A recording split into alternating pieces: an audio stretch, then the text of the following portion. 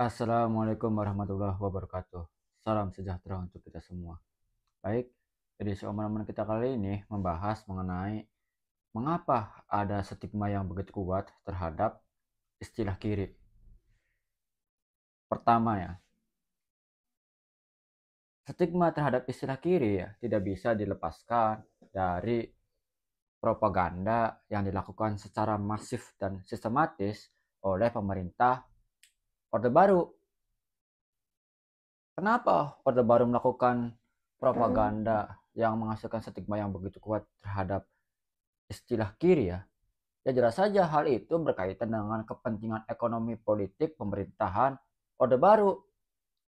Kita harus selalu ingat loh ya, istilah kiri secara generik ya bisa kita pahami sebagai suatu pikiran dan atau gerakan yang selalu mengupayakan perubahan sosial, tatanan yang lebih egaliter dan seterusnya. Sebetulnya ya istilah kiri ini ya bersumber dari peristiwa historis di abad 19 yang terjadi di Prancis ya.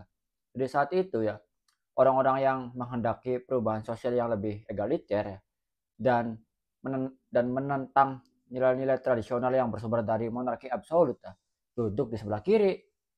Yang kemudian istilah kiri ini diidentikan dengan gerakan atau pikiran yang dianggap progresif, Bah. Dalam konteks Indonesia ya, istilah kiri ya memang secara eksplisit biasanya mengacu kepada tradisi Marxisme dan pengembangan atasnya gitu ya.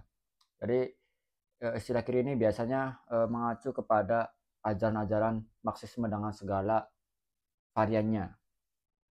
Lalu mengapa Orde Baru berkepentingan untuk mendepolitisasi kelompok kiri atau pikiran kiri ya, berusaha untuk mendistorsinya yang menghasilkan pemaknaan yang bersifat peyoratif yang bahkan mengakar sampai hari ini gitu. Bahkan ada tab MPRS nomor 25 tahun 66 ya yang melarang perkembangan pemikiran kiri ya.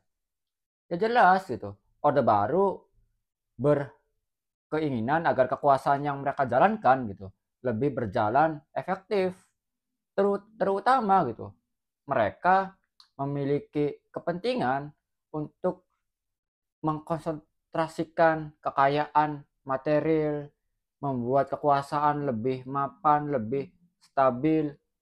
Kita harus selalu ingat loh ya, di era Orde Barulah fondasi relasi yang bersifat informal antara politisi birokrat dengan pengusaha ya mulai terbangun, mulai terbentuk yang dampaknya masih kita rasakan sampai saat ini, yaitu ada kekayaan material yang begitu terkonsentrasi di segelintir elit yang disebut sebagai oligark. Nah, Orde Baru juga berkepentingan dengan memberangus istilah atau memberangus pikiran dan kelompok kiri ini ya dan kemudian menstigmanya agar kepentingan-kepentingan Barat dalam hal ini Amerika Serikat bisa lebih mulus berlangsung di Indonesia kan. Jika ada kelompok kiri ya, upaya-upaya konsentrasi kapital, kemudian hubungan dengan barat tadi pasti diganggu oleh kelompok kiri ini. Karena tadi secara epistemologis memang kelompok kiri memang sebuah pikiran dan gerakan yang selalu berupaya untuk mengganggu dan mengkritik kemapanan. Nah, dalam hemat saya ya, rekan-rekan sekalian, anti terhadap pikiran kiri yang masih berlangsung hingga hari ini adalah suatu tindakan yang ahistoris. Mengapa saya menyebut seperti itu ya? Karena saya ya sebagai seorang pembelajar sejarah Indonesia modern pembelajar sejarah pergerakan nasional berkesimpulan bahwa mustahil bagi kita untuk memahami sejarah negara bangsa ini atau untuk memahami pergerakan nasional bila kita mengesampingkan pikiran dan peranan kiri. Kita harus selalu ingat loh ya, para pendiri bangsa ini, para tokoh pergerakan nasional menjadikan Marxisme sebagai salah satu inspirasi mereka di dalam upaya mereka untuk melawan atau bahkan menikam kolonialisme Belanda. Kita tahu ya orang seperti Tan Malaka, Soekarno, Hatta, Syahrir adalah para pembaca Marxisme yang sangat tekun. Meskipun saya jelas memahami ya titik tekan atau cara tafsir mereka terhadap Marxisme memang berbeda-beda.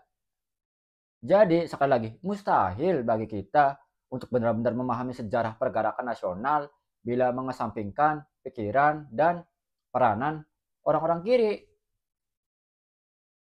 Pada sisi yang lain atau masih berkaitan dengan poin pertama yang tadi saya sampaikan, istilah kiri yang terstigma dan begitu mengakar di dalam memori kolektif masyarakat Indonesia tadi ya, memang berkaitan dengan peristiwa yang disebut sebagai G30S. Kita harus selalu ingat loh ya, ada game yang sangat terkenal bahwa sejarah ditulis oleh para pemenang. Dan adagium tersebut relevan di dalam konteks G30S. Saat itu, yang memenangkan konstelasi pertarungan kekuasaan adalah Soeharto dan kroni-kroninya. Sehingga mereka ya secara leluasa bisa menulis sejarah versi mereka yang kemudian diyakini sebagai suatu kebenaran dalam tanda kutip absolut.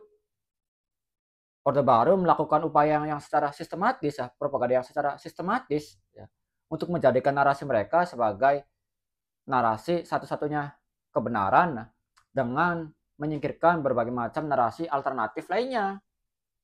Padahal cara Orde Baru tadi ya, bila kita kembalikan lagi ke dalam prinsip akademik, jelas mencederai semangat ilmiah yang harus menjunjung tinggi keterbukaan, yang harus menjunjung tinggi kemungkinan adanya narasi alternatif. Tapi kita tahu kan pemerintah Orde Baru begitu masif dan sistematisnya berupaya untuk menyingkirkan narasi alternatif lainnya gitu. Padahal gitu, bila kita membaca sejarah secara lebih proporsional ada banyak versi lain yang menyebut bahwa dalang dibalik peristiwa G30S tadi ya bukan hanya PKI atau tidak hanya PKI.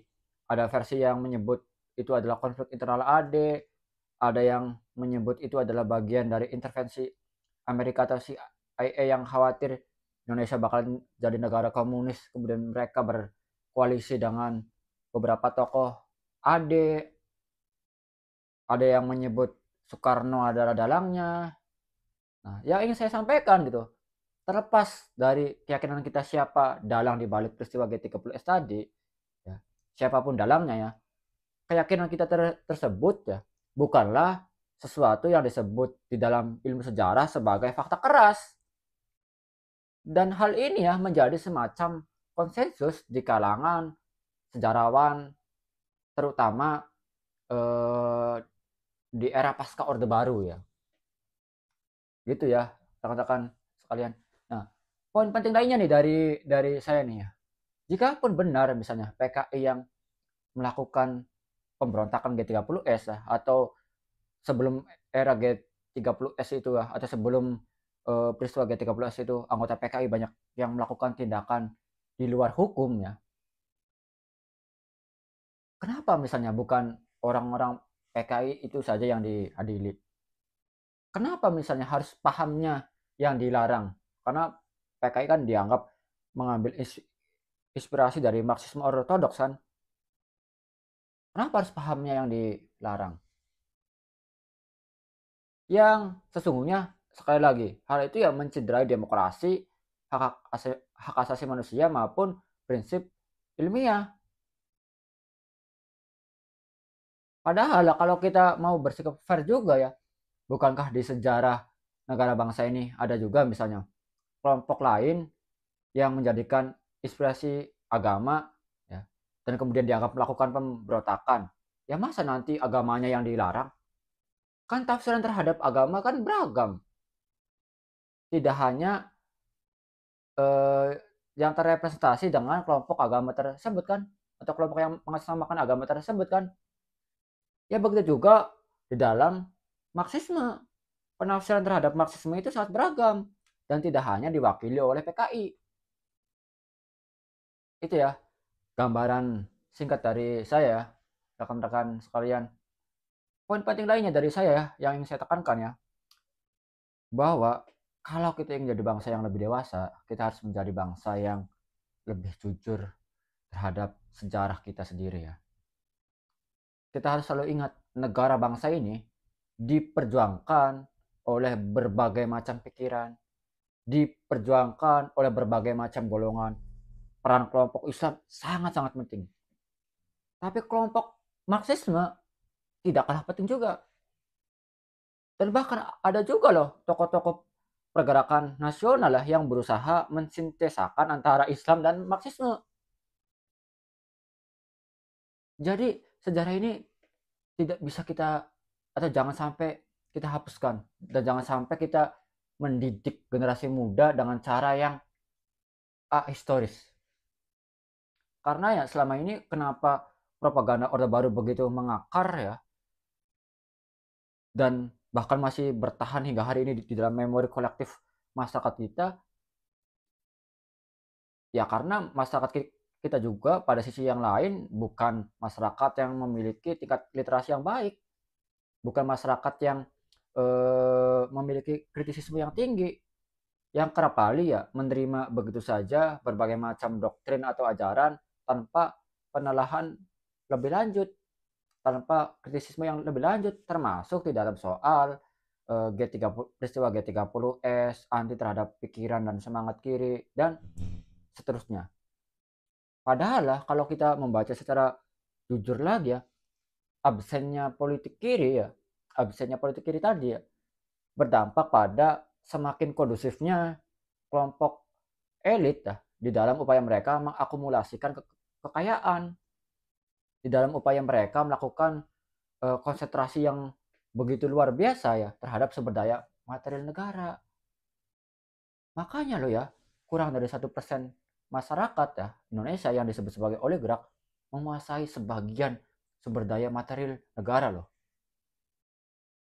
Hal itu bisa terjadi dan berlangsung secara kondusif, salah satunya karena absennya politik kiri di dalam politik Indonesia kontemporer.